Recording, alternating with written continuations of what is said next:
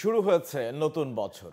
2024 সালে পুরো বাংলাদেশ দেখেছে বেশ পরিবর্তন, আর সেই পরিবর্তনের ঢেউ ছিল ক্রিকেট প্রাঙ্গণেও। বোর্ড সভাপতি থেকে বদলেছে কোচও। তাই 2025 সালে বাংলাদেশ ক্রিকেটও পা রেখেছে এক ভিন্ন রূপে। নতুন বছরে বাংলাদেশ ক্রিকেটের পুরুষ ও নারী দলের সূচি জানাচ্ছেন প্রতিভা দাস।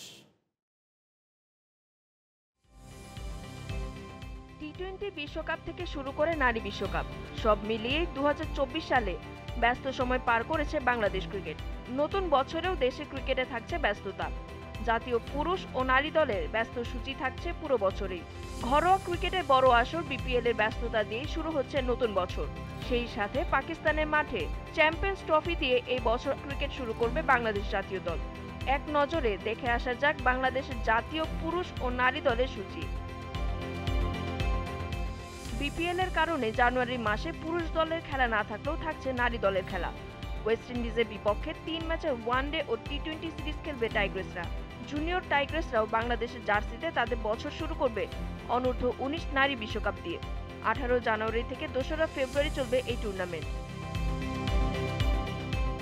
ফেব্রুয়ারিতে পাকিস্তান ও সংযুক্ত আরব আমিরাতে হতে যাওয়া চ্যাম্পিয়ন্স ট্রফি দিয়ে নতুন বছর শুরু করবে নাজমুল শান্তরা। মার্চে জিম্বাবুয়ের বিপক্ষে দেশেই খেলবে 3 ম্যাচের ওয়ানডে ও টি-20 সিরিজ। তবে এপ্রিলে বিশ্রামে থাকবে বাংলাদেশ দল। এরপর মে ও জুন মাসে যথাক্রমে পাকিস্তান ও শ্রীলঙ্কার সাথে দুটি অ্যাওয়ে সিরিজ খেলবে বাংলাদেশ।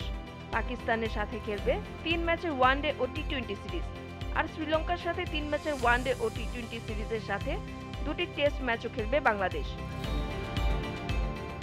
আগস্ট, অক্টোবর ও নভেম্বরে যথাক্রমে ভারত, ওয়েস্ট ইন্ডিজ ও আয়ারল্যান্ডের সাথে হোম সিরিজ খেলবে বাংলাদেশ।